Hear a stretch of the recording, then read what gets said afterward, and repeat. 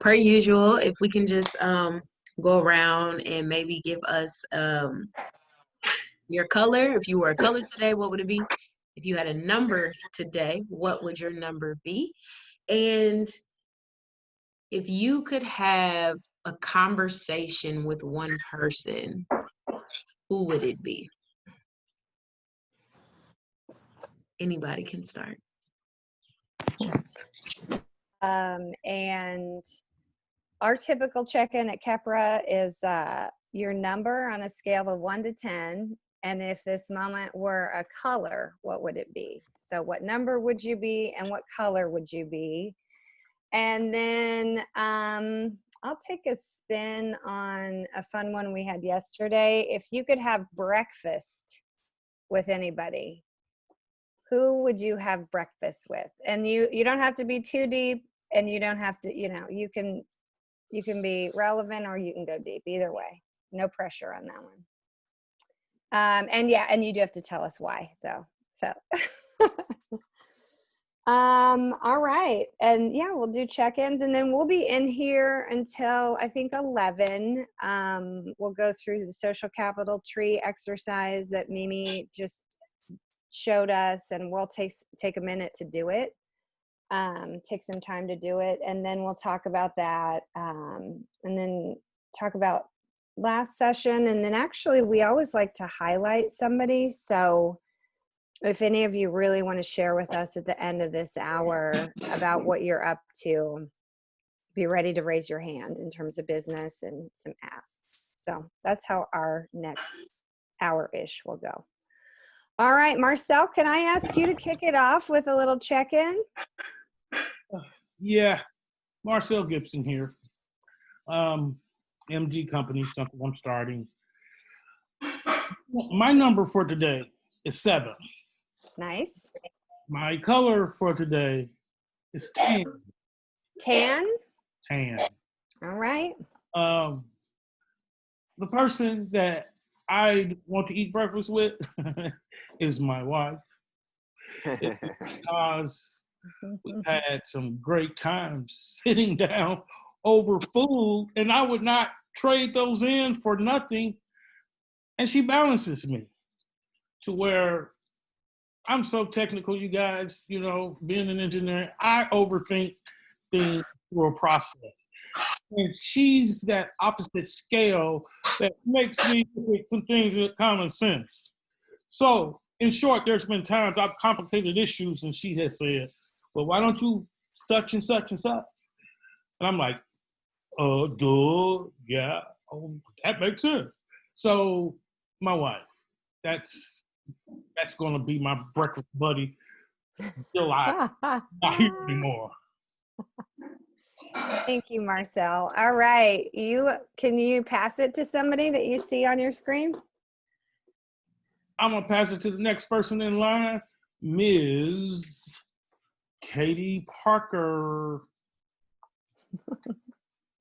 Nice.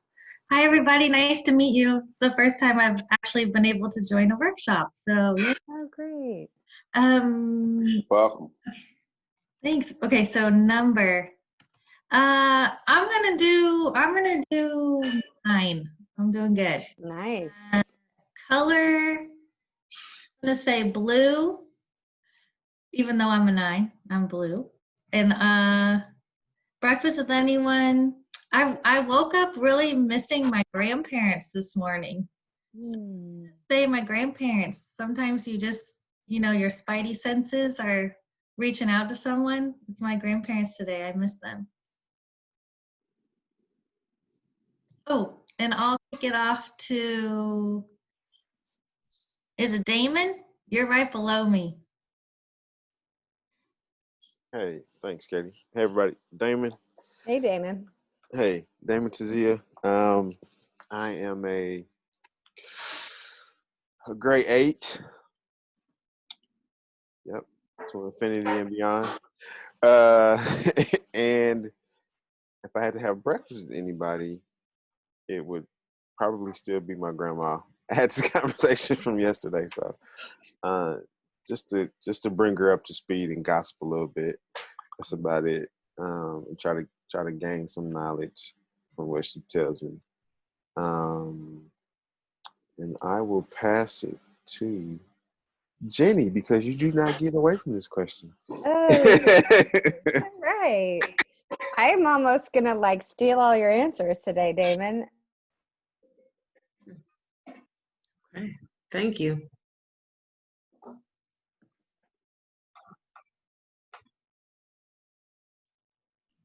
I can go next. Morning, y'all. My name is Mimi, and my number, I'm thinking like 80. And I also just appreciate the creativity of this group because, like, we do this check-in all the time, and it's usually like just like a scale of 1 to 10. And like, I feel like in this group, people were like, I'm feeling like just like this number. It wasn't so like linear. So I like that. So my number is 80. And my color would be like a light, kind of misty orange. And I could have a conversation with anybody, probably like some folks from the Maroons. Okay. I like that energy. 80. Anyone else want to hop in there?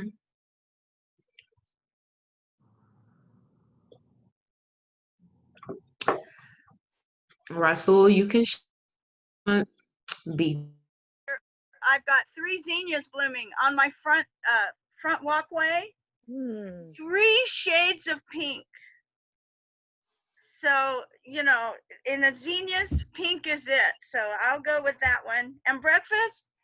Oh, at first I was gonna say Janis Joplin. As a teenager, I idolized her, and I've been thinking about her lately. We lost so many too soon. Jimi Hendrix, Jim Morrison, and my idol Janis Joplin. But when y'all went for grandparents, well, that took me in another direction. I'll go my nephew Mario. He was murdered. Yes. These lives we live. I'll go with Mario. He was born on murdered on July 19th and born on July 21st. So we've been thinking about him lately. He was born in 1979. So I'll have breakfast with Mario. Wonderful. All right, Toby, you get to pick. It looks like you got 2 squares left. Okay, we've got. Who you calling square? You. Little boxes. They're all in boxes. I see Kepra Institute and Kepra IT. So I'll go with Kepra IT. Rasul, you didn't escape. Come out if you're there. Turn your Even camera left the on. other room to avoid this. Okay. What was the question? Right now, I'm trying to get people in. They're saying they can't get into breakout rooms. I'm trying to figure that out. Oh, all right. You want us to pass it to M for you? If you can. All right. There are a lot of text messages right now. All right. So apparently there's 1 square left, and That's right. Well, you guys, of course, influenced a lot of my thoughts here. Marcel had me going back to the old days of the Isley Brothers and Luther Vandross, and Make Me Say It Again, Girl, and You're All I Need. I mean, huh? You're back. Oh yeah, I love. Have time to complete it. Did you not? Just any initial thoughts around it first.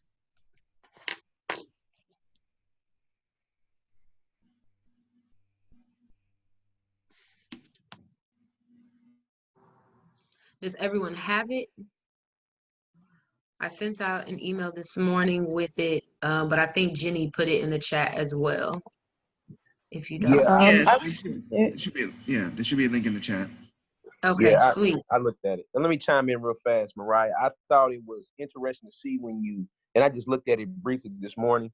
It's interesting to see, to me, there's just on my tree, the side of people that you want to talk to and you need to talk to, for me, is larger than the first side. And that's not pejorative. that is just tied to, I think, just a more of a progressive mindset of how to move forward and really thinking forward about how you want to, galvanize your efforts. So it's affirming to know you do have some support, but when you think about it from a progressive mindset, there are a lot more people, a lot more work that needs to be done. That's good. That's good because I'm pretty sure there are people who might also say the exact opposite. Like they know plenty of people, but you don't know who you don't know. So it's probably easier for some people to point out larger institutions rather than individuals that they may want to connect with. So that's interesting too. Anybody else have any other thoughts, reflections on it?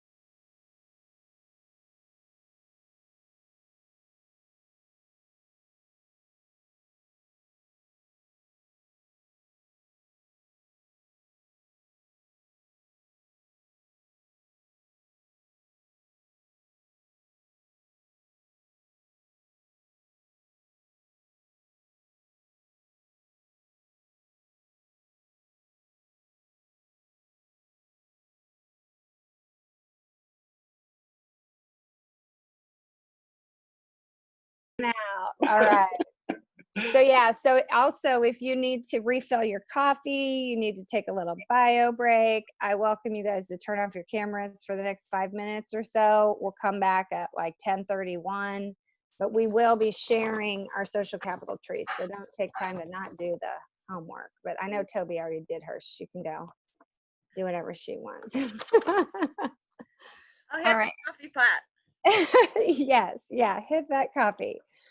And I will be here. I'll stay here. So I'll see if I can get us music. I don't know if it. Paula, you want to do the social cap? Things of that nature. Okay. Did anyone else have anything to add to that? Yeah, I would just say all that and more. I mean, everything would fit into just folks that you're connected with, have relationships with. Mm-hmm. Yep. Thank Alrighty, so 5 to 10 minutes to hop into it.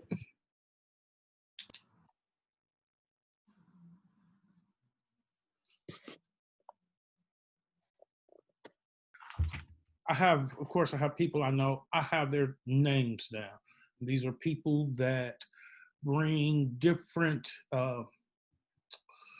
pieces of information to me. Mm-hmm. Now, for the people I need to know, Mm-hmm. I do not have names, except I got 2 operations guys and a marketing professional. I have their names for people I need to know because those are covered. But I basically, for people I need to know, I list down disciplines. What I really need to know is an accountant, I need to know an IT specialist, Mm-hmm. operations, marketing. Those are covered. So I didn't use specific names. Yeah, I think that's interesting. I mean, I think that's great, especially if, let's see, Damon might be back too, but how were you thinking of it in the context of the business that you're trying to build, Marcel? Was that your container for your tree? In terms Okay. of the development of my business, the growth of it, because there's key areas.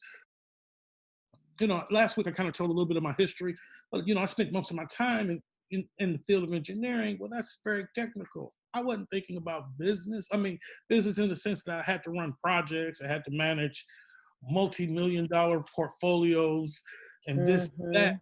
But my mind frame was not business. And after spending over 35 years just in a technical area such as engineering, I'm like, well, I really should do some business classes or this or that. Right. Now that I'm on this endeavor. So the people I need to know Yeah. are people that have expertise that I don't necessarily have. Yeah, no, that's great. Hey, will you, for the rest of us, Damon, are you on here? He may have stepped out of his little office. And the only reason I keep asking if Damon's here is because I know he's in marketing.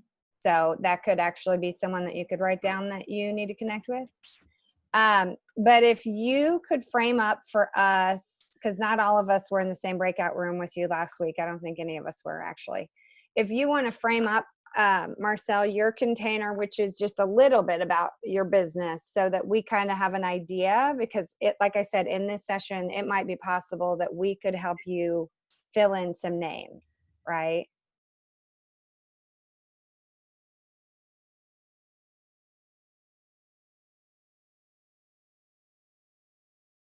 Little like 30-second, 60-second frame of what you're trying to do, and then tell us how your tree came to life, and specifically those people I need to know containers for you.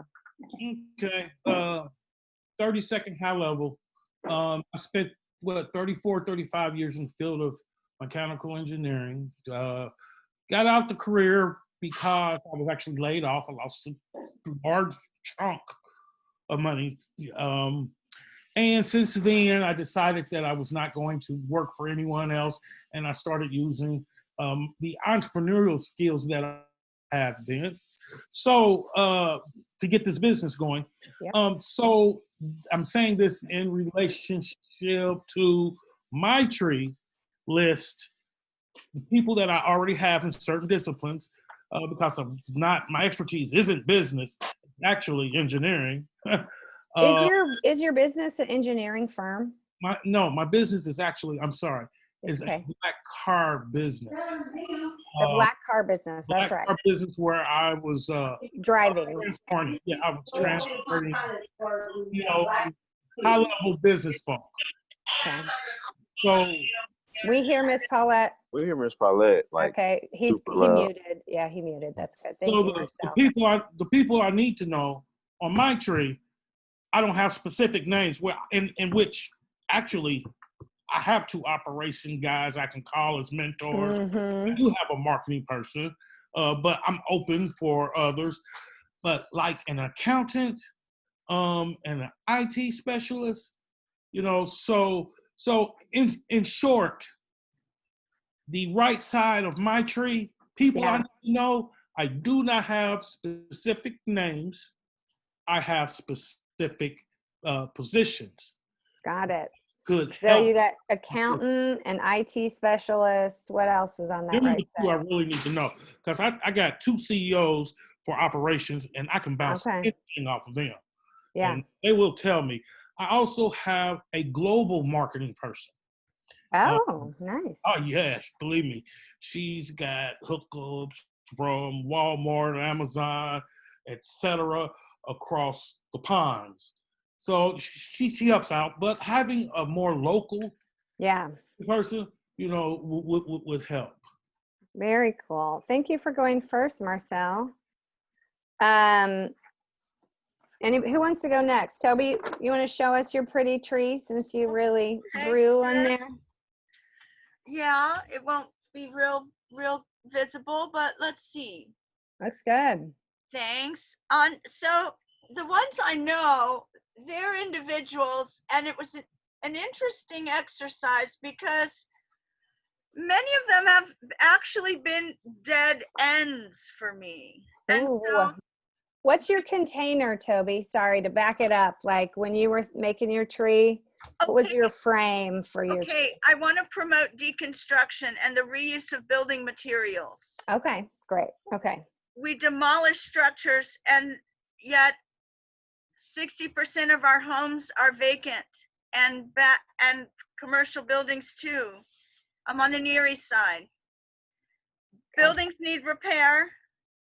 My neighbors need materials, but my neighbors need jobs. This is also labor intensive, but we're just gonna smash it up and take it to the dump.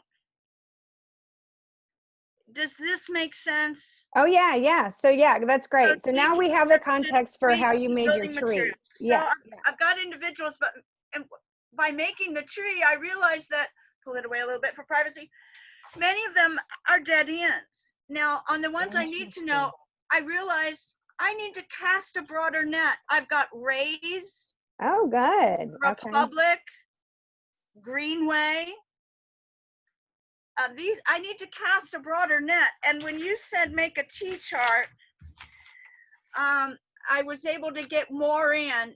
Mm-hmm. I need city sustainability folks on board. I need state of Indiana sustainability folks on board. And there's a group called BEMRA. I've wanted to join for about 5 years, Building Materials Reuse Association. Oh yeah. The last time I looked, it was like $1,500 a year to join. But you know, I must look again. I'm in school at IUPUI. I'll bet there's a student rate. Yep. So it's been a fabulous exercise just to remind me, cast a wider net. Yeah, that's great. Reach up for the bigger golden apple. I know. I love the tree metaphors that have come out of this too. Yeah, yeah. Oh, Em, do you need help? You? Yeah, no, Em can speak to that, but he's on mute. He's waving. We can't hear you. You're muted. Here, nope, not yet. Poke it again. Oh, you're still muted. I think he had. Oh, there we go. You're unmuted. All right. You know, all the eyes left the room, so I have to try to figure it out on my own. I think you guys ran Paulette out because she was too loud, so she left. That works. Well, a couple of questions. First one is, what are you studying at IUPUI? Education. I want to become a teacher. Okay, I'll pray for you. Thanks. Used to do that, but ironically, I was in the deconstruction business some 25, 30 years ago. We would go around and Sweet. I thank you. Thank you for sharing. I know you got to hop off. Good luck on your art show today. Man, join us next week. Let's continue this conversation and figure out how we can support you. Definitely, and I will. I'll see you guys next week, and I'm gonna be looking forward for the recap. Yes, sir. Thank you. Thank you guys. Thanks for having me. Have a wonderful day. You too. See you next week. Good luck. Thanks. All right. Great. Anybody else feel led to share? Talk about your process a little bit more. I guess I could go ahead and share. The left side of my tree has gone through changes. I currently was accepted to do the Kiva loan situation, and you have to have people in your family and friends to kind of support you through that process. And it's really weird when you're asking people to financially assist with your dream, and then when you ask them to give you support and encouragement on it. So I have some people that are in between the branches of a tree a bit because it's just, and that's kind of difficult because you kind of are like, okay, you say you support it, but when I need for you to support it, and it's just a minute, small amount that you may get back because it's a loan with the Kiva situation, is money. So it had me thinking. So that left side doesn't have as many people that I thought it would have. But as I go to the right side, most of my people are they're not in name, they're kind of in position. So I don't have any names to go with the person that's great in marketing. I don't have a name for the person that I would need who deals with mobile transportation and design. So it's just kind of like skill sets that I'm needing for that side instead of just a person that I know. And I think that the reason of that is because I put so much time and effort into the creativity of my business and the creative side that I haven't done much with the networking side. So I don't know who I should know to get to the next level because I'm just trying to build the foundation and blueprint for my business and my dream. So my tree is looking kind of raggedy right now.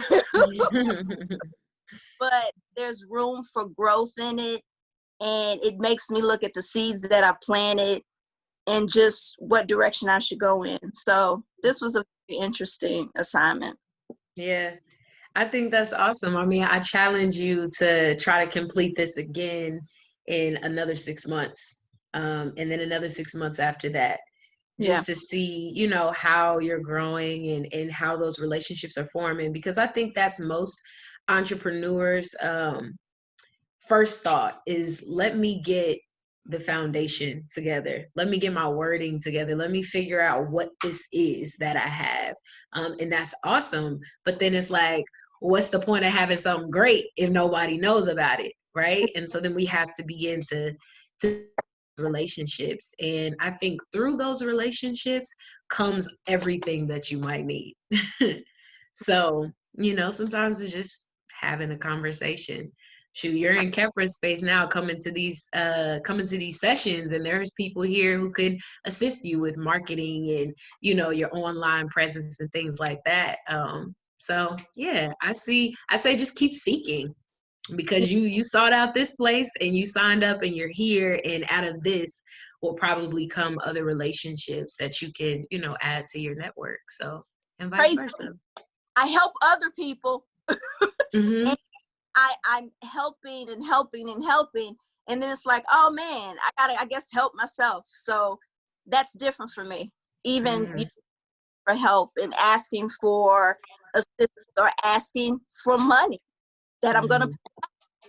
So the whole thing is just really, it's humbling, but everybody has needed the help of somebody. Absolutely. And sometimes we forget that. And this exercise and the experience with the Kiva situation has taught me that sometimes your help and your realm to the next side will come from a stranger, because I've gotten a whole lot of help and support from strangers during this with everything going on. So, you know, sometimes that mustard seed needs a little tap, a little water, and I've gotten it. So I'm appreciative to know that as artists, we will come together and kind of honor one another, even when the people in our closest world and planet don't see what we see. So great. It was That's awesome. That's awesome. Thank you for sharing. Is there anybody else who would like to hop in? I really vibe with the last part of what you guys were saying. Asking for help for me is very difficult. Like even like relating to the number one, it's like, it's not that I want to be in front, it's because like I feel like I'm always want to do it myself. And I've always been taught that you have to do it yourself, basically. And to come into this space and realize that, and do this assignment and realize that, yeah, you don't have a lot of people because you don't share your ideas, you don't let people in to help you. And I feel like that's a big thing about being an entrepreneur, is realizing that you can't do everything yourself. Being humble enough to realize that you're going to need help, no matter what. And so I feel like this assignment really made me see that, like, yeah, you need to start networking, because you can't do this by yourself. Yeah. Good points. And anybody can, chime in or comment on anything. But what you said made me think of a couple things. Is like when you are building a business, I think with the community wealth building kind of mindset, it challenges you, at least me, to get out of, forming transactional relationships, right? And more so of real relationships, right? That are not based on, this is what I need, can you help me with it? But versus, if there is a need that they have, right? And there's a need that I have. However, if we're building in community with each other, and we're actually forming relationships and figuring out how both of what we have can benefit that greater purpose, then out of that, I feel like that need is then supplied, right? So it's not so much, I think when it's transactional, it might be harder to gain what you need, absent of like financial capital, right? Because if it's transactional, then it's just, I'm gonna pay you for your service and that's it. But when it's actually building it in the context of relationships, then there might be room for you to barter and exchange services. So then that brings me to my next point. It also makes you think of, what do you have to bring to the table that could help others, right? So I know what my needs are, but what are those gifts and talents and treasures that I possess that could also benefit other people? And then how can we have that conversation? So those are great points. And that was just my thoughts on that. But I can share something real quick. And again, my name's Alvin. And I guess when I thought about it, like two things came to mind, was like my Kepper family and my family as like my main source of social capital. And I guess one really tangible example is I'm trying to buy a house that's across the street from me. And I was just thinking about, how did I like get through this process?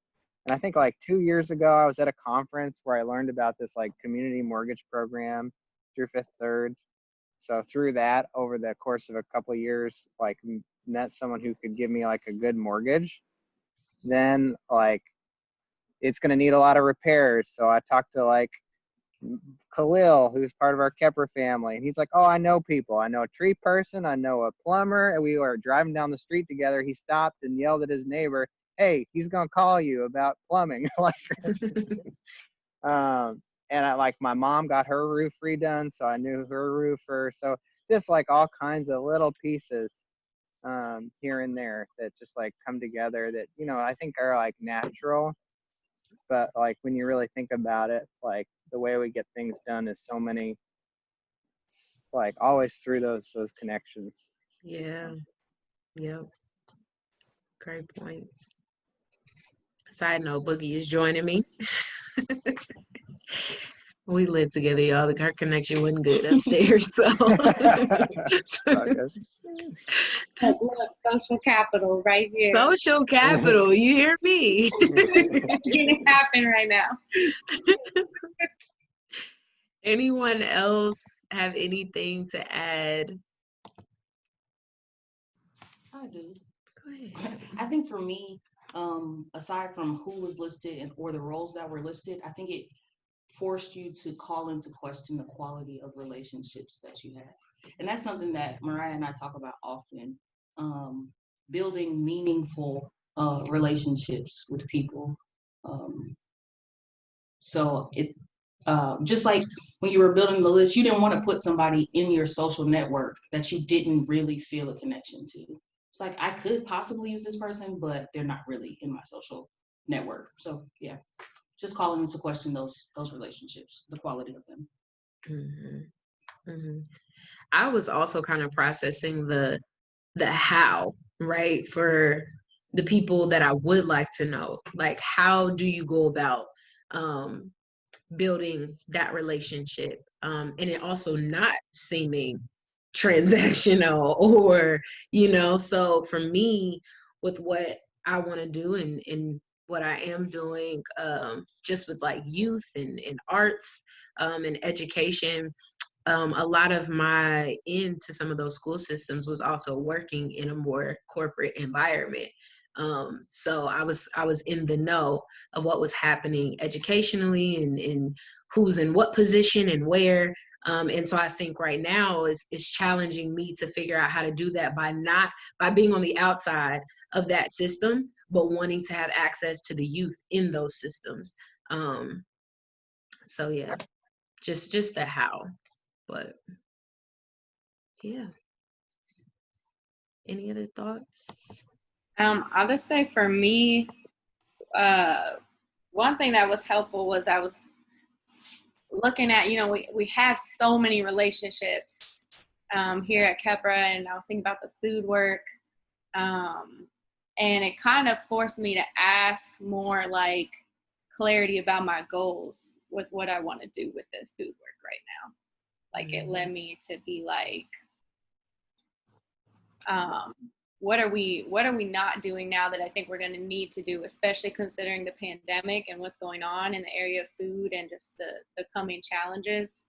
It had me think like, people that we could probably use connections with that would help us is like some of the major players that could say what's happening in the big picture. But it kind of brought me back around to ask like for what are our current goals with food and what we think is going to happen in the environment. So that was helpful practice. And I'll say on the how piece that you talked about, like the biggest way that we built relationships at Kepra is just reaching out to people, literally just like emailing someone, or just hitting them up and being like, pre-pandemic, it was like, hey, let's have coffee. Yeah, the first thing I thought was coffee and beer, and then I was like, come to the porch for a drink. Yeah, you could do social distancing. We're still doing that, absolutely. And then I was thinking about, well, how are we doing it now? A lot of the same way. Literally, just like you would be surprised how many people, if you just reach out to them, and you're like, hey, I'm really interested in what you're doing. I think it's really cool. And I think that, I'm doing something I'd like to share with you. I feel like we could, whatever. You could be real short, but most people, if you ask them, hey, can we have a Zoom date? Like, they will say yes. Yeah. And then one place we've been building it into is we have these like Zoom meetings all the time. We have our staff meetings. So we just made time to say, hey, can you hop on at this time and meet members of our team? And I feel like that has a certain attraction too, to say like, hey, it's going to be a group of us. We want you to meet the team. But yeah, just like these, honestly, like a lot of these reach outs, and especially if you know somebody who knows that person who can like say, hey, I think you two should connect. Good points, Mimi. And then tell them to like bring some booze. Y'all can just have a drink over. Yes, good stuff. Anyone? Given the space and where I'm at, I would love to have the food component, but I'm not married to that because that's hard too. There's logistically and all that. So I have a lot more to learn. So I really appreciate all these tips you guys are giving me so I can learn even more. Yeah, that's awesome. Damon, did you want to give us yours? We still have time. I'm the only one? I can go too, but you're the participant. Yeah. I would just say to Katie that, part of what we're doing here from the community wealth building standpoint, not necessarily every business has to be a co-op or around those things, but I really like what you said that stood out to me, a cafe that provides community, just ways in measuring that impact on community. And you don't have to be co-op or anything to do those things, just some of those business measures. I'll try to run through mine. It's very loose. Currently right now I run an agency. kind of the ideal agency is Pentagram, which is based on it's basically governed by partners, one partner, one vote, and they've been big for a while, but still able to do boutique projects. So like public theater in New York is one of their long-standing clients, and they often do work in kind as well. So along those lines, I am interested in the ESOP co-op model and seeing how that works. What I really would like to, who I really would like to meet is somebody that's just a classic operations person. I tend to get lost in the not be detail specific as possible, as I need to be, and so that's always somebody to try to fill in that space. Would love to talk to a Pentagram partner one day. I think they have one Black partner out of their global partnership. So that's something there. Kind of the end goal for me is just to build a cooperative venture studio. So I definitely have High Alpha on the list, and then just some of the co-ops that everybody here mentioned are places to start looking for. But now I'm a little on the fence about the co-op versus ESOP. So just want to do some exploration on that. And in terms of who I know, just a whole bunch of people, kind of like developers, owners, business owners. I know Kepra. Worked in the music business, so I mean it's all over the place. But that's pretty much what it is. Damon, there was a webinar last week I sat in on, held by the Indiana Cooperative Organization, and they had some of the speakers were looking at and involved in ESOPs and also co-ops and the pros and cons of each model. I do want to add this idea about failure. I probably would say the failures in the co-op model are probably no higher than traditional businesses. Most businesses fail. Right. And so, so if you're risk averse, you really want to possibly look at adding partners that can balance any concern about risk. I think I'll stop that on those comments. There's some other things I would say about co-ops that I think, particularly right now in this climate, this particular fiscal climate, worst ever in the history of the U.S. That recorded history. Well, yes. Thank you. The challenge of access to capital is going to grow, and one of the advantages that co-ops can provide is you diversify your resource need amongst other members of the team. Now, you can also do that with stocks, but that's one of the ways to do it, particularly in communities where capital is not as accessible. And I will find, there was a movie I watched probably, I think it was pre-pandemic, and I think I sent it to you guys too. You can buy it for like $5, but it is a documentary of several successful co-ops. So for everybody losing hope in this moment, there are people out there thriving and doing it and doing really cool, like, one of them was a brewery, one of them was a garden, one of them was a tech, like open source tech platform. And so I'll find that. I can't search my computer. Maybe I'll be able to find it by the time the next hour is done. But if not, I'll put it on the list specifically, Katie, for you for sure. Like I'll put it on Am and I's homework list for you. And then Damon, obviously I see you a lot, so I'll share that too. Thank you. But yeah. I mean, I think that M's probably right on that one. And Damon, I feel like we can network you real easily to this Pentagon partner to figure out Pentagram, how it works. Pentagram. Yeah, definitely. Yeah, I feel like that's just like 3 clicks on LinkedIn away. It is. It definitely is. I know. It's all me. What is it, Damon, that you're saying? Pentagram? Pentagram Partners. It's the ideal agency, right? That you would like Yeah. to have. Okay. Well, just the motto, really. Okay.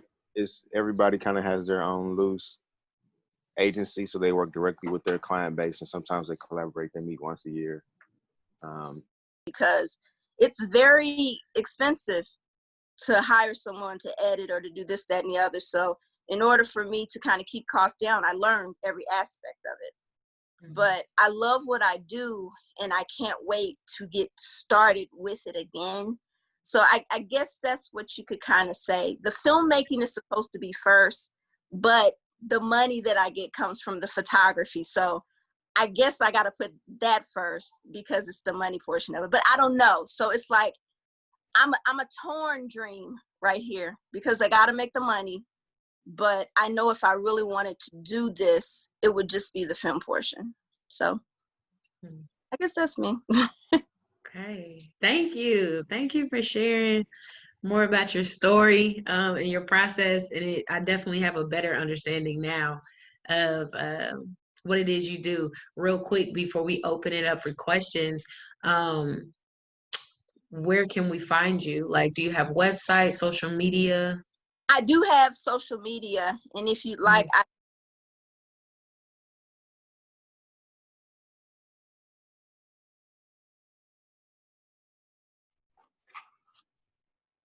So I'm trying to decide where to go with that because I do a lot of things. I'm a graphic designer and all of that stuff too. But I know that when people say she's a specialist in that because all I'm looking at is photography, or she's a specialist in that because all I'm looking at is film.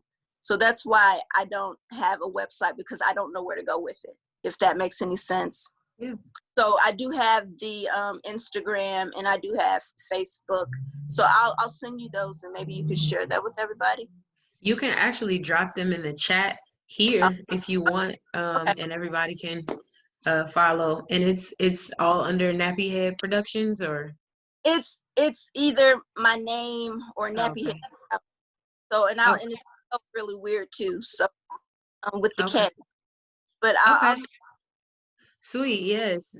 Feel free to drop those links in the chat, and we'll definitely check you out and make sure we follow and stay up to date on your work. Does anyone have any questions for Miss Kimberly? I have a million questions for Kimberly. But I want to ask one question. If you could make one movie about any topic, like one big thing, what would you do?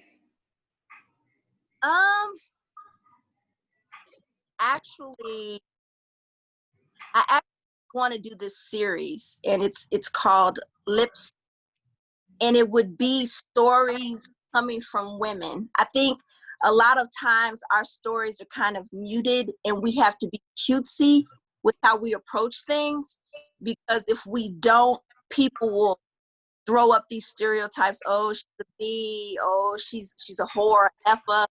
So I want to do a series where I can discuss and deal with how women see things. It doesn't matter what color, what nationality, and it be our storyline in the real, kind of uncensored. That's really kind of what I want to do, because I think as women, we are a vital force to this country and just to everything. And a lot of times we stay silent so that others can be comfortable. So I would want stories where people are a little bit uncomfortable and we don't have to be silent. So yeah. Sweet. Do we have any more questions?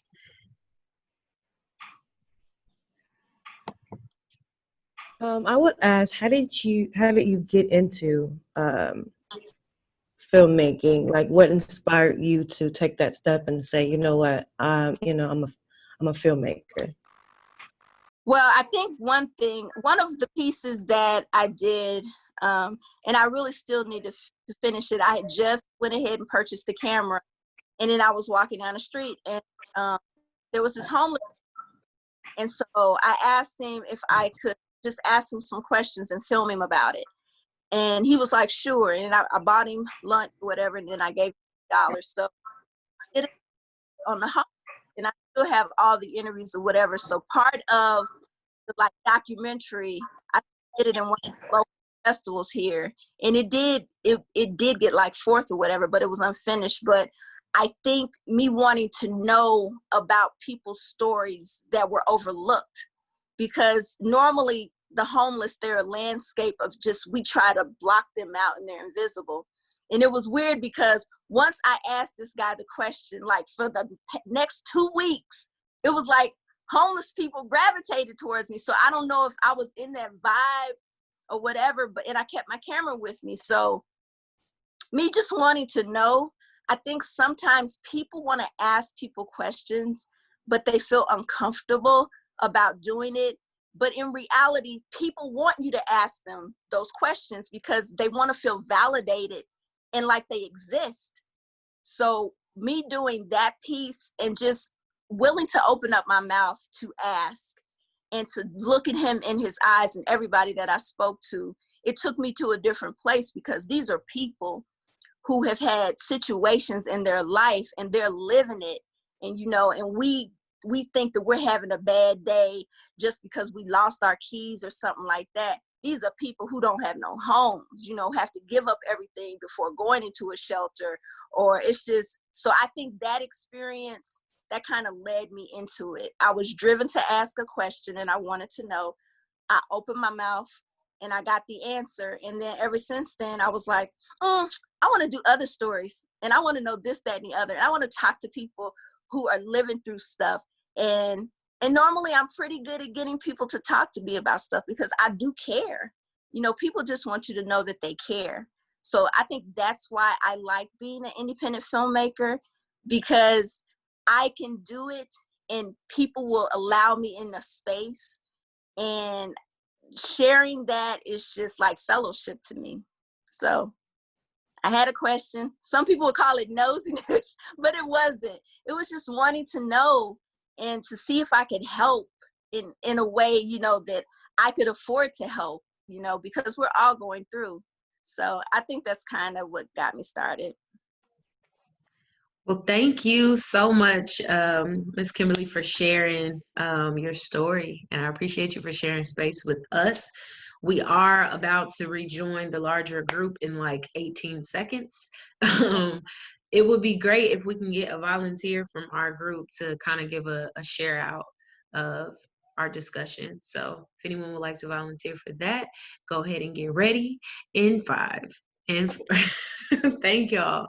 See y'all in the larger group.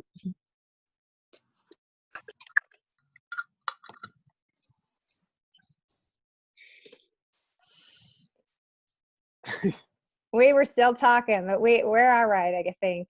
Marcel, did you Oh yeah, I wrote it down for you, good. Marcel. Like you turn TV off. That was fun. Awesome. Where we at? We're in the main So room. we're back. Is everyone here? We all here? We're good? I think so. I think, yeah, Sweet. he whisked us back in. Yeah. Hey, when y'all giving that money away? I heard there was some money being given away. Listen, I heard through. I heard the same figure too. out how to get on that list myself. But while we are here, I will say the winners for our grants, if you give me 2 seconds.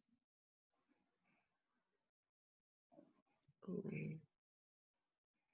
Okay, well. Now, Mariah, can everybody on these calls apply for these grants? Is this our weekly drawing? Imhotep-Adisa? I really don't answer those kinds. I don't answer those kind of questions. Who else from Kepler is on the call? Mimi, Alvin. Not PB. Oh, Mimi, one of you guys answer these questions about how you get in the game. Sure. So for the lead support grant is for artists and entrepreneurs who live in Indianapolis. So I'll put the links. If you haven't signed up, you can sign up, and we do a drawing every week. And then Yes. that's what's the the one. catch? There's how no much catch. It's a money? random drawing. How much I think money? there is I think an income limit, but you can look on the website for that. It's $500. Every week? Yep, Damn. every week. And I think there's another fund that's the Community Now Fund that is for people who need help with paying their bills. So it's a $500 grant that goes straight to whatever bill you need paid. How do I get in that game? You go to, I'm going to put the link in the chat. I think it's Community Now. Let me just make sure I got the right link. Well, we have 2 winners of those grants this week. We have Diamond Grooms, who won the Community Now grant, and Mia White, who won the lead support grant. So yes, by all means. What's Neil White do? Do they have a business? Mia White does have a business, and her business is Sophia LLC. She makes artesian bath and body products. Oh, wow. Okay. Can we drop her contact info in the chat? We can. Wonderful. We can do that. I'm going. Can I apply for the grant? You probably cannot, but everybody else, feel free to head to the link. So, all right, great. If you guys have any other questions about those grants, though, drop a question in the chat, or feel free to shoot an email to someone on KI staff, and we'll definitely get back to you, connect with you. So, to these amazing conversations that I'm sure you all were having, and yes, this is Boogie with me in the camera view. So, if we can get someone to share out from both groups and just give a general recap of the convo, that would be great. Anyone can start.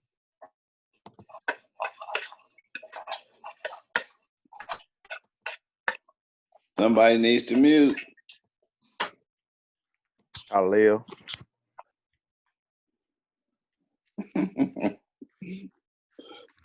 We had a good group. I don't want to talk as a facilitator if I don't have to. Does anybody want to share? Katie, Toby, Marcel, Damon? Okay, I'll give it a try. Just keep in mind, if I might not remember everything. This old mind of mine might forget. But recapping over some of the stuff that we discussed, we really had we were having a good conversation, you know. And then we had to join everyone back. But I mean, there's no problem there. It was just extremely informative. After everyone did our introductions, or Jen, I can't remember exactly what you called that. We basically got into our tree of people we know, people who we need to know. During that time, some of us were able to get answers and get names of folks that were already that are online now with us for our different wants, this and that, which worked out great. We have a young lady who is looking into opening a co-op, and Katie, and I can't go into it. If she likes, she can go into it. But Damon and Imhotep and Jim all had valuable information over places she could go that could help her, and that was a good discussion.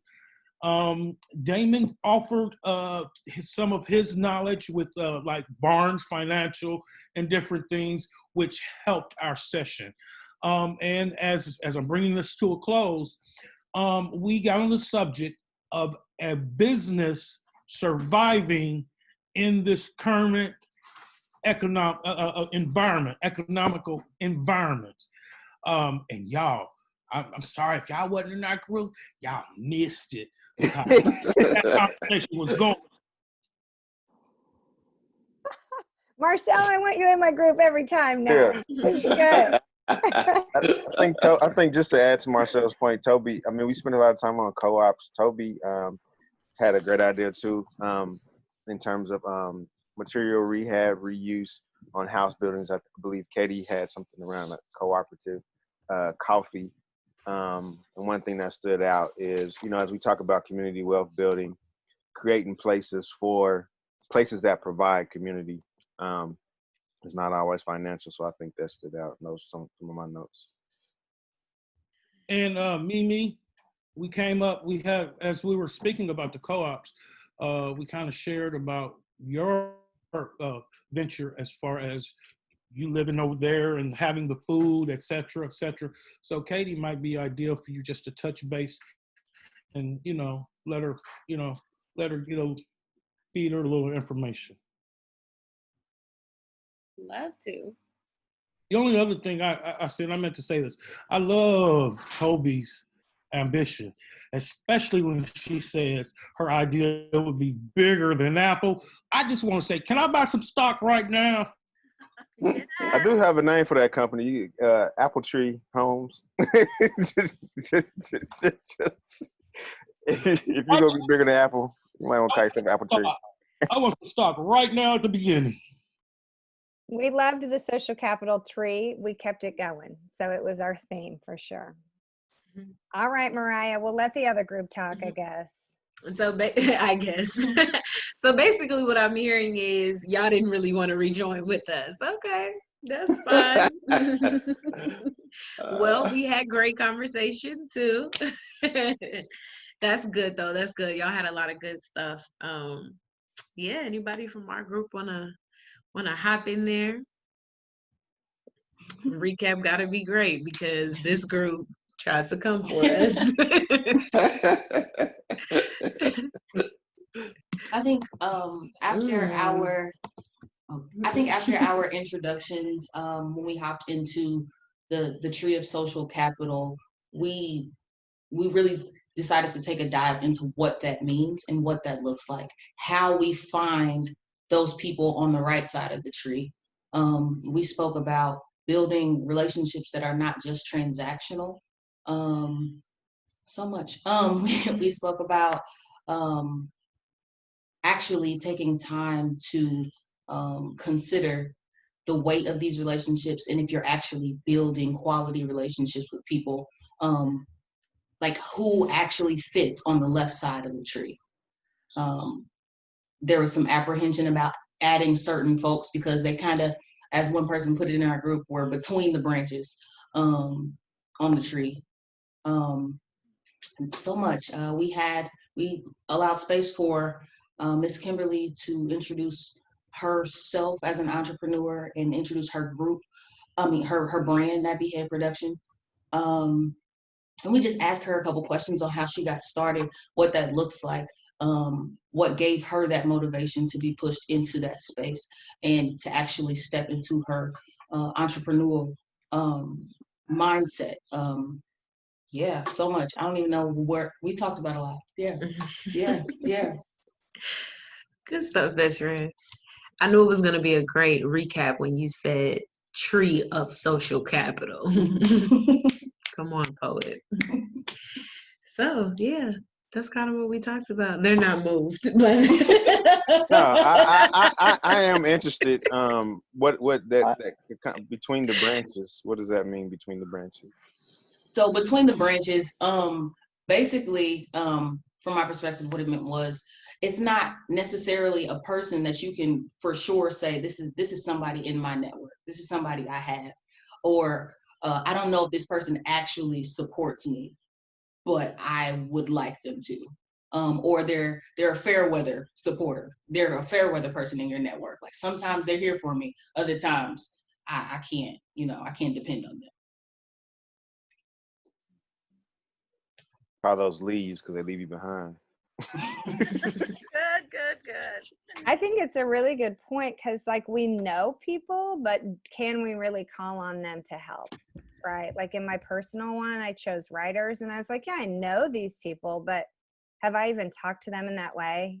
You know, so I love that, like pushing it to, yeah, you know them or your acquaintances with them, but can you really rely on them for development of this piece? That's a good call out. Thank you, guys. Mm-hmm. Yep.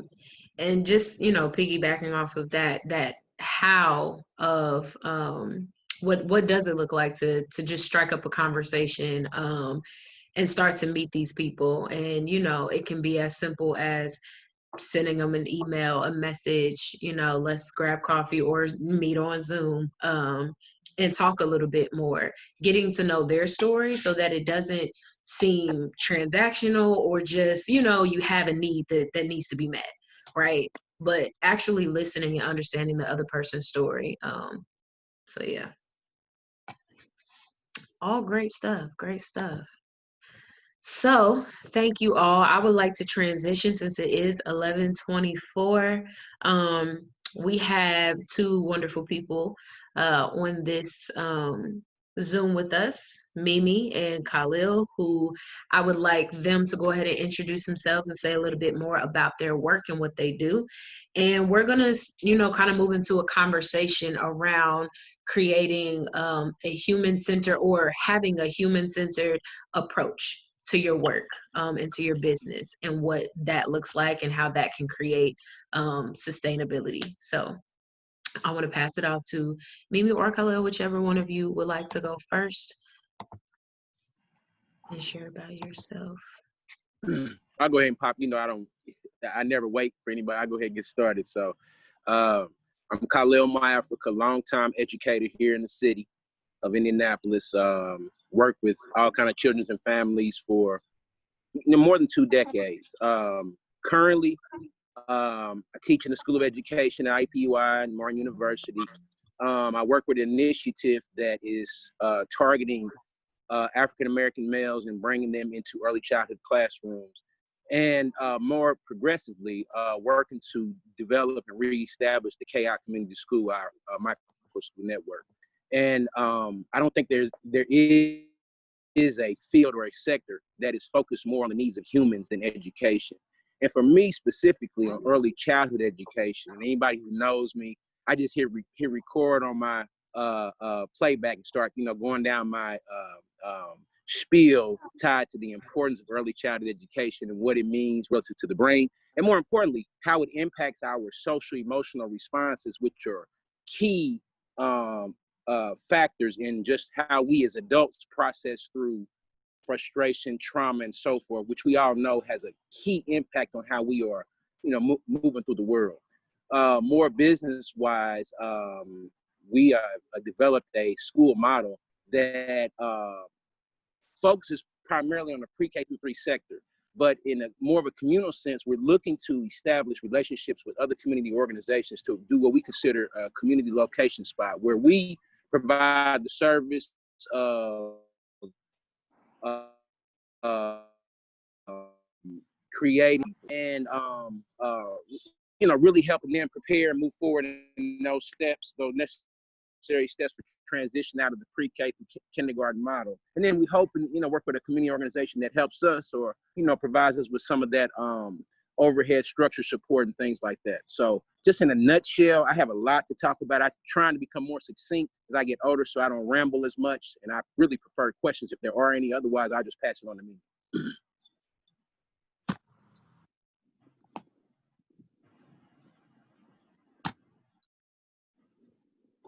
Right, I can hop in and then maybe we can roll back to questions. So my name's Mimi. I connected with the Kepra family in 2015 and was part of a conversation about what we wanted to see happen as it relates to food in the community when the Double 8 grocery stores closed. So it was a group of us, and we were just really inspired by the momentum of the moment and some other models that we came across where communities were organizing their own fresh food supply, working with farmers, and really just through a lens of like agency and self-determination, coming up with this is what we want to happen with food and farmers in our neighborhood. So we formed the Community Controlled Food Initiative, and it's definitely one of my favorite examples of like the art of the start, and just how you can start where you are with what you have, and if that doesn't include money, that doesn't have to be a problem. So what we had was a group of people who were passionate about it, definitely institutional support from KEPRA, and just folks willing to put in time and effort and go out and talk to people, meet people, research, and put together our own model. So that's when we made our kind of co-op, which we launched with 36 people who were willing to buy a bag of fresh produce through our program, farmers who had never heard of a model like this, but we're like, all right, we'll try it. I mean, you got 36 paying customers in one go, like, okay. So that's how we started the Community Controlled Food Initiative. And then with the Good Food Feast it was a monthly gathering where we had food and music, and we had like different themes. So like Queen Latifah came on Valentine's Day and talked about the connections between food and love, and talked like right over like the heads of the kids in the room, so they didn't really get it, but it was great. And we just had like community focused stuff like that, getting the word out, getting people like just together. And so we've been running since 2015 with right now we do twice a month food distributions. We have a network of farmers, so like Sharana, who was on the first time, is one of the farmers that we support, and we currently provide about 175 bags of food a month, and probably about 15 to 20,000 pounds of food a year. And the whole thing was just driven by passion, and commitment of people and the relationships that we built with each other and other folks who had similar interests. And then the interesting thing is then money and resources came later to support the work. And it's for us like a great way that we can tangibly say like, here's how you can really build something, sustain something, address a community challenge, starting where you are with what you have and focusing on like the skills and the passion of the people in front of you, and just going out and talking to people. And I'll say on the topic of sustainability and relationships, I know last week our topic was currency, and one thing we talk about at KEPRA is like the most sustainable thing that you can invest in is people and developing people and your relationships with people, because like a lot of forms of currency go up and down by means out of your control. The dollar rises and falls, the economy goes through things, but your relationships with people is a result of what you are able to invest and how people decide to work together. And I just say like being at KEPRA, it's been incredibly eye-opening and amazing to watch the miracles that come out of focusing first on people, and recognizing that sometimes you really have to say like F everything else. The first most important thing to me in this situation is this person and what they're passionate about, what they're going through right now, and how I can support them to be the best that they can be, and we can like get a deep understanding of our own humanity. And it's kind of a different mindset, but I feel like everybody has some experiences, and that especially in your like closest relationships with families and friends where you have that attitude. Hey, Mello.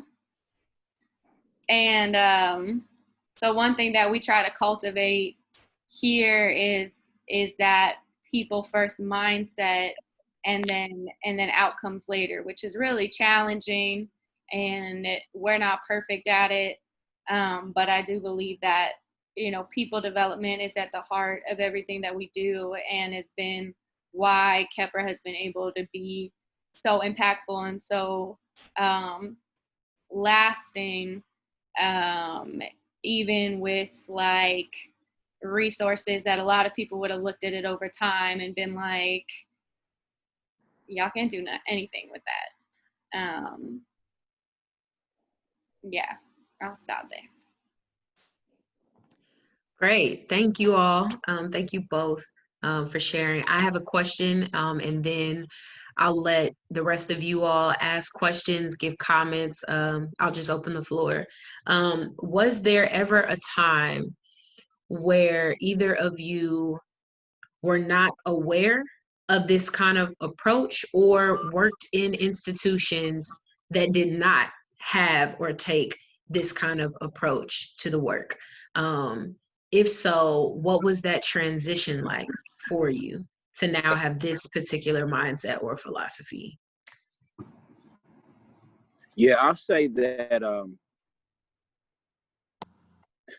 Kepra is anomalous in that regard, relative to, in my experience, especially here in Indianapolis. I've worked in many institutions and organizations, a lot of not-for-profits as well, and most operate in the most simplistic terms, I'll just call it a top-down model, and let's call Kepra bottom-up, just for the sake of clarity.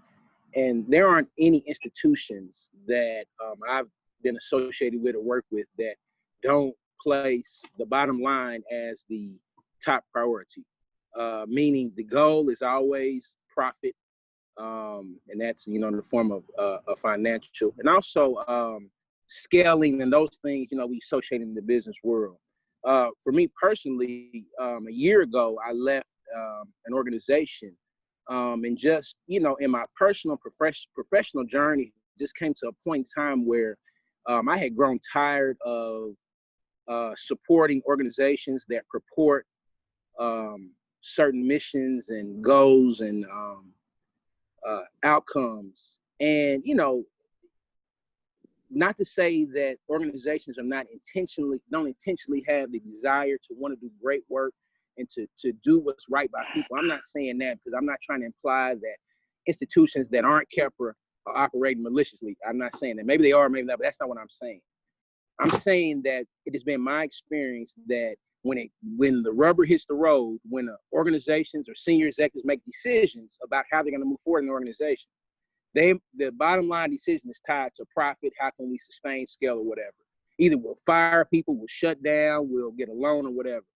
And in my experience with Kepra, I've watched it pivot and change and turn solely based on the interest, not just people, because I don't want to imply that it's just this malleable process just goes, but with true intentionality, work, focus, and other esoteric reasons, it shifts and pivots based on the needs of the people. And there is there's a lot that goes into that. There's an assessment piece that goes into that. There is a trial and error piece that goes in understanding that, and also a clear focus about your mission and goals. And our mantra's always been it's about self-mastery. And whatever you do to support people in their endeavors, or community in their endeavors, and people can be individuals, it can mean collectives, and now we're moving. It can just mean thoughts and ideas and things like that. And so we support those. So I guess to kind of go back to kind of finish up and answer your question, I don't think anybody will say there's not an institutional organization that I can think of that has not operated in that manner. And then Kepra does that intentionally on its own as a part of its mission. Continues to drive the bottom up support people methodology. I'll stop there and let somebody else jump in.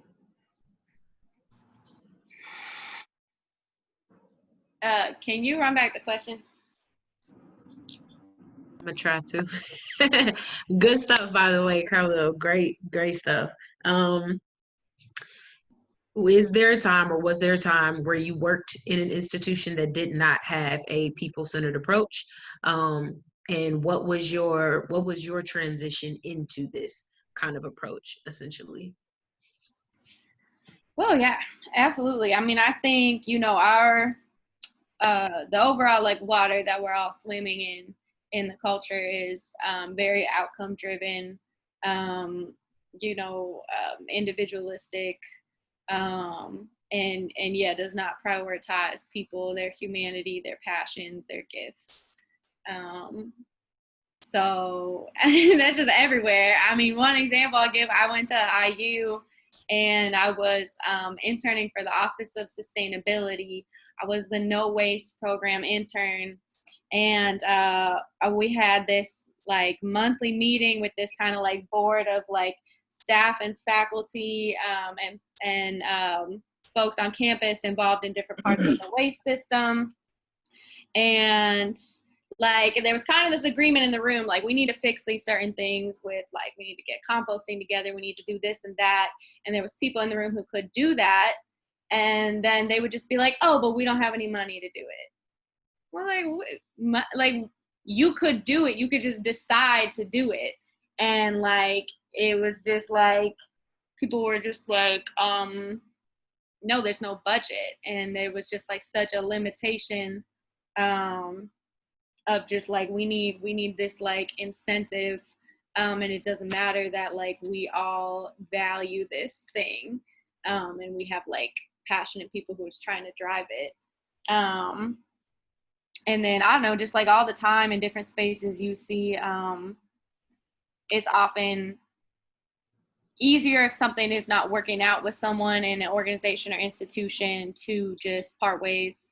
It just like if someone's going through a challenge in their personal life that's impacting their work, in a lot of organizations, you'll see that person just get fired, with no sensitivity towards, what they could do if they had some support, or why they're in that place right now. It's just easier to just say like, we're done with you. We're going to find someone who's, not going through what you're going through right now.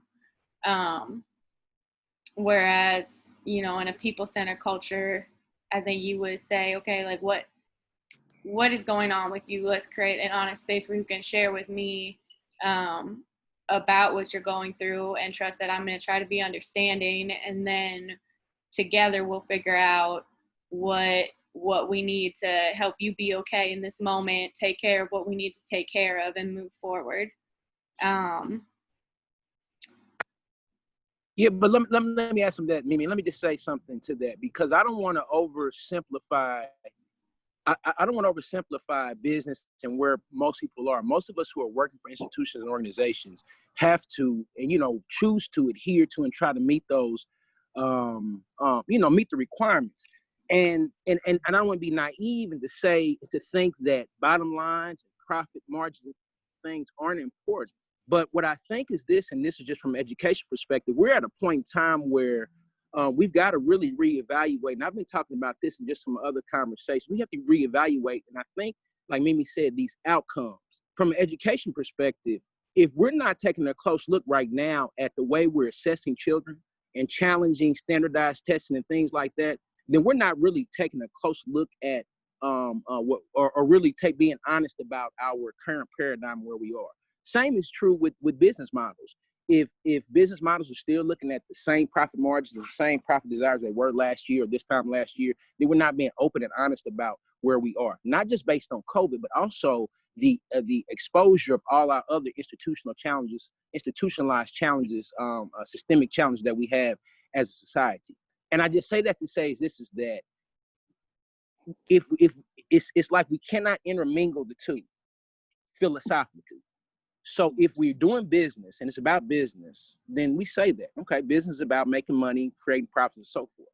But if we're about engineering new products and protocols that are human-centered and people-centered, then the conversation about business has to happen. But it has to happen with new terms and new definitions that have not been created, that we are in the process of formulating now. And we have to use models like Kepler and the bootstrapping model to kind of give us guidance on how to move through and really understand that. I don't want to throw the concepts of business out. I don't want to throw out the top down because this is America. This is the heart and the belly of capitalism. We're here right now. We're not having this conversation that we're not dealing with the elements of capitalism and how to profit. So let's not, besmirch that. But let's elevate the conversation to where we want it to go, recalibrate the conversation. It's human centered. So let's talk about that, and we can kind of, redefine how we, move forward, and at least communicate about that. I'd like to add to this. Full transparency. We use profit and loss statements, balance sheets, and we also use things called cash money.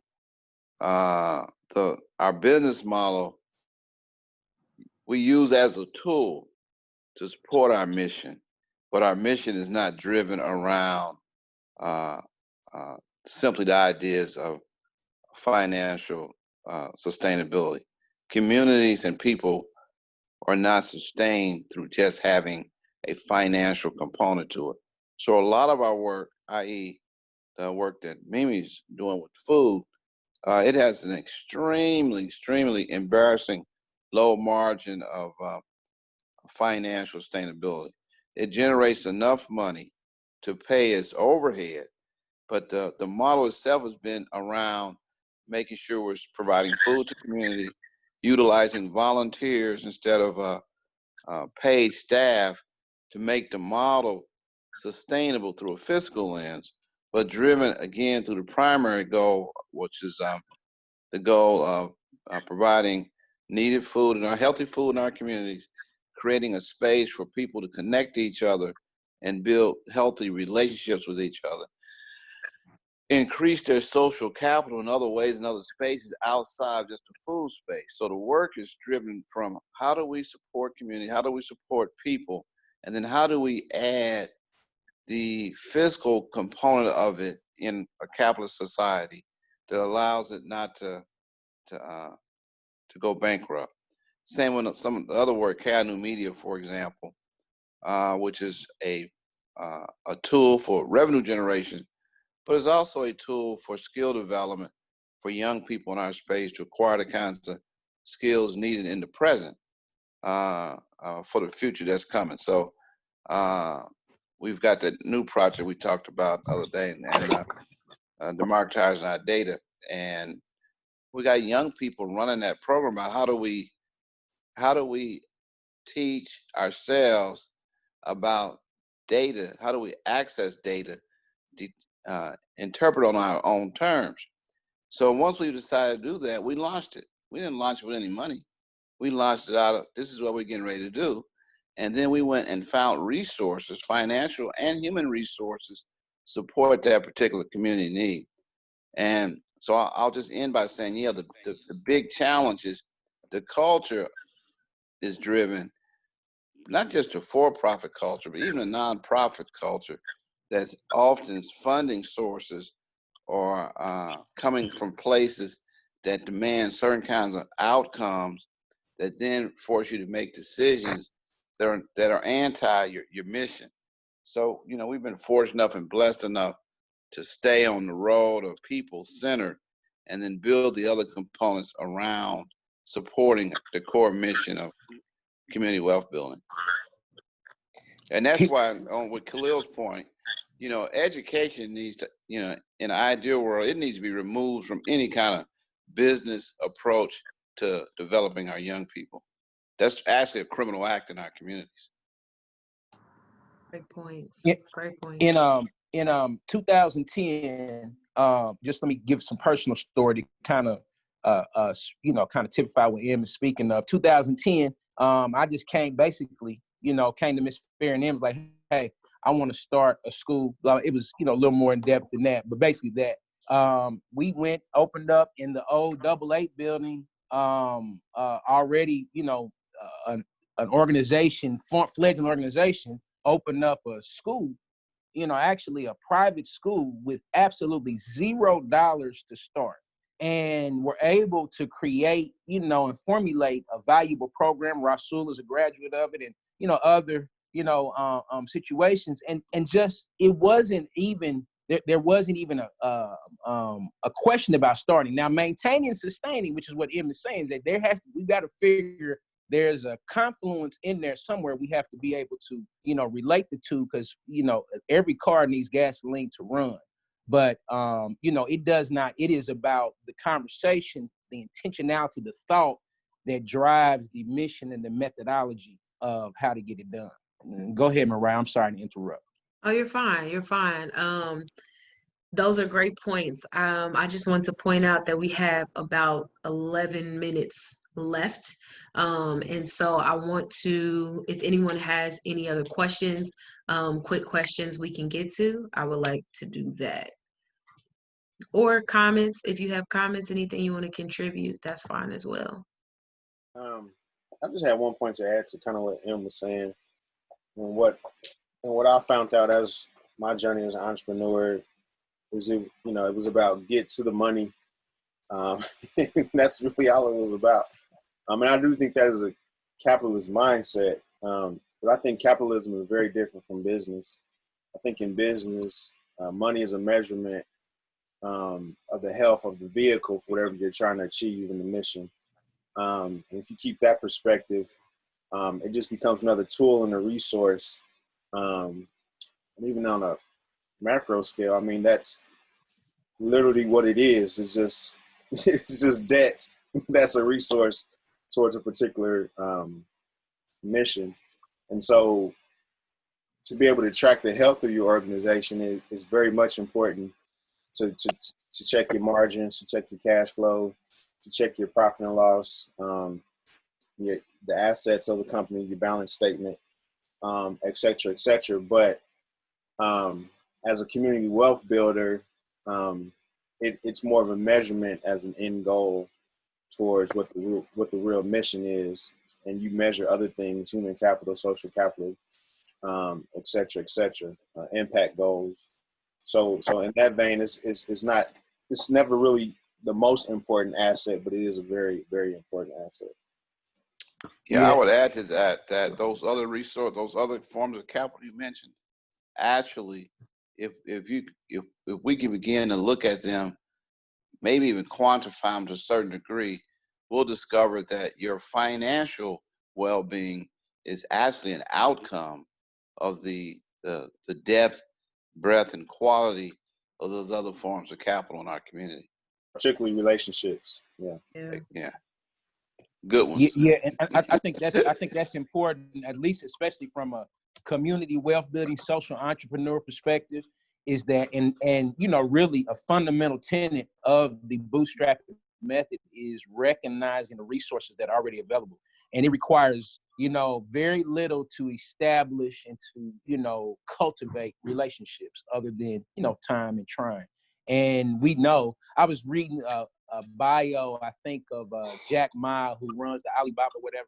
And, he was saying that he never, he had no skill set in running that business.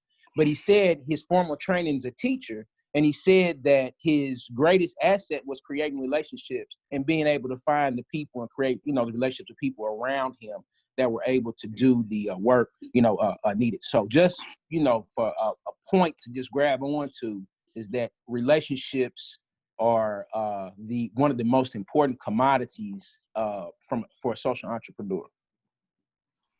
Yeah, and I'll tell a story related to that with CCFI. So I work with a lady named Felicia, and she came to us through the Goodwill Community Senior Employment Program. And so we started working together several years ago, and we were on this team doing this food thing, and she had a lot of ideas sometimes that didn't make sense to me and wasn't really how I wanted to see things run as the program coordinator, because I was focused on the outcome that I wanted to see. The bags look this way, we need to get this item for this price. And so early on, sometimes I was shooting down her ideas. Like, she had this thing about these potatoes. She was like, these potatoes are too small.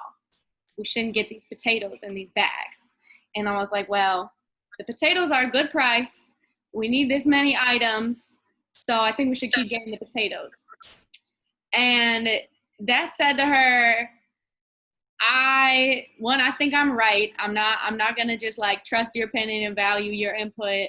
And it impacted our relationship and little things like that, to where we ended up like not really working close together for like maybe like a year. And then I think with a little more time in the Kepper space to understand the importance of like prioritizing the relationship over the outcome, you know, I started to build a relationship more with Miss Felicia around like who she is, so, like listening to her stories about growing up and getting to know her grandkids and things like that. And we got close kind of personally over time, and then it aligned with her needing to get a new position description for Goodwill, so she came back over to the food side. And you know, at that point I came to recognize like it was so important to honor her, the way that she had ideas and wanted to lead things, even if it didn't make sense to me, as long as it wasn't anything like very crazy, you know, that was like putting the whole program, you know, at risk with some decision about, I don't know, the food or a farmer or whatever.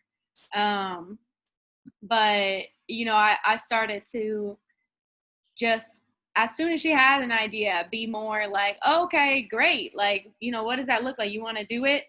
And now, I mean, that's my right-hand lady on this food stuff, and helps with everything, and also invests and like goes above and beyond. And we're also close. Like we talk every week, and I think we both get a lot out of our personal relationship, but also the work benefits hugely, because if I had focused on the outcome, I would be over here trying to do a lot of these things myself, and not have like this partnership with her. And it's interesting, ironically, by focusing on the relationship, it actually benefited the outcome of the work, because we can do a lot more together than I could do if I didn't have her leadership and have a good relationship with her and just try to do everything myself the way that I wanted to see it done. Mm-hmm. So that was definitely a lesson for me in learning to respect the importance of valuing other people's ideas and rolling with it, even if it's not exactly what I thought it should be like, and how that means a lot to people and allows them to step into leadership and then have like greater impact, and like you actually like build together more that way, and then down the road you can kind of see the outcomes of prioritizing the person over the outcome. Mm-hmm. What you said made me think about trust. Yeah. It's really hard for people to trust others, especially if you've been given a particular vision or how you would like it to happen, but then not trusting people or allowing space for those relationships kind of defeats the purpose of having a team and having community to even work with, right? I've experienced the same thing, just in terms of building up, an art space, right? And for 5 years, building that piece open mic and transitioning that into, a youth development space, and what that looks like to bring people on the team.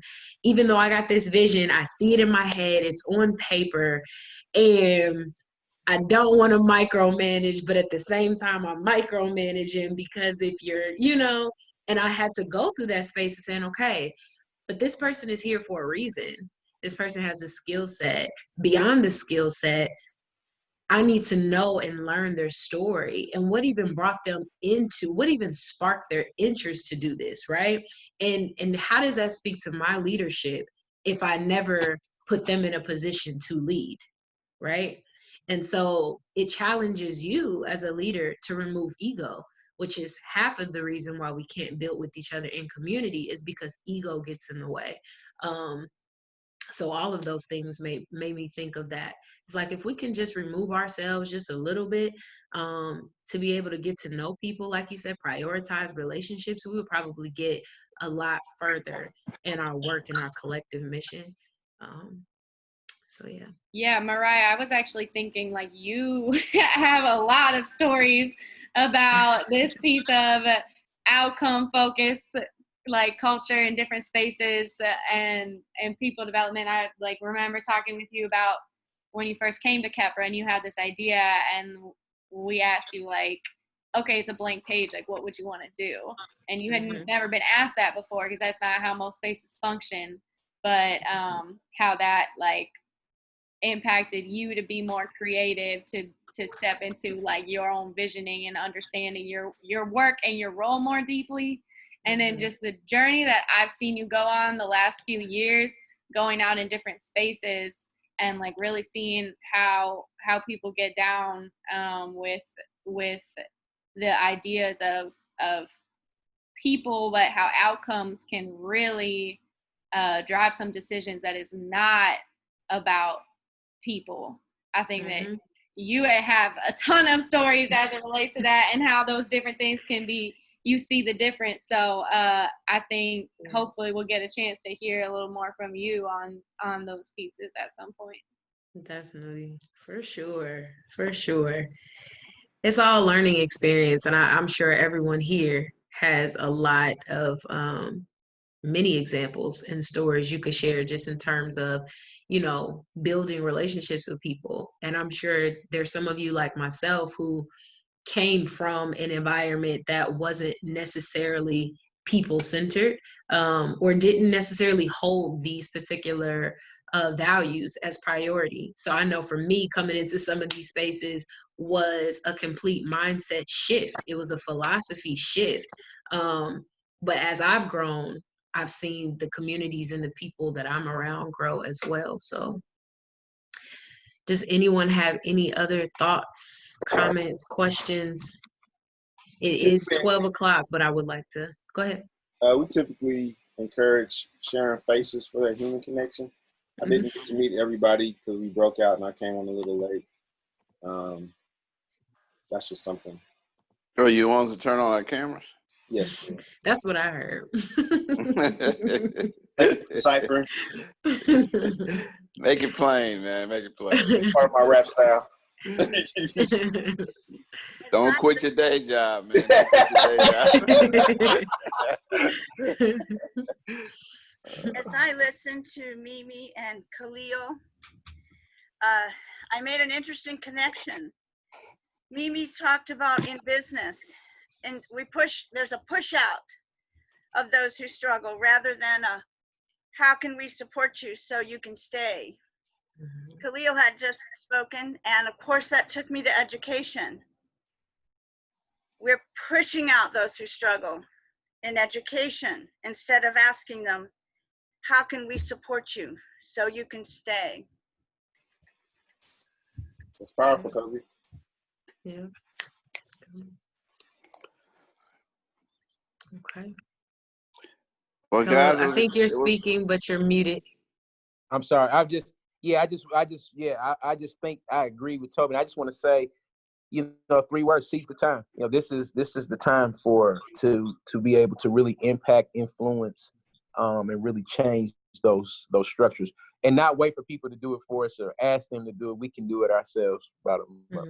So thank you. Gotcha. Real quick, Khalil and Mimi, how can we get active with your work? How can we find out more? Any websites, socials, all that?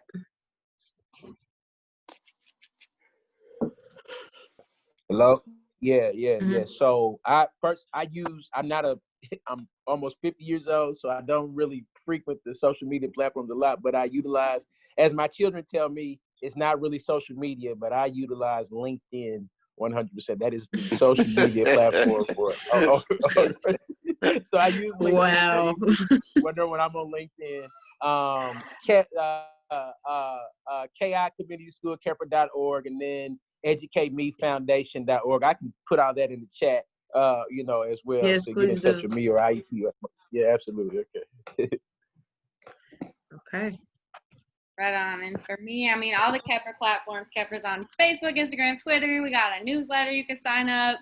If you want to see more, our food programs is just food.kepra.org. If you want to sign up to volunteer with CCFI, you can just go to the webpage and there's a form to volunteer. And what else was I going to say?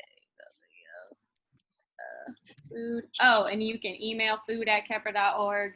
And I'll be here every week, so come back next week, see me again. And I personally am a millennial, but I'm really a grandma at heart, so I really don't do social media.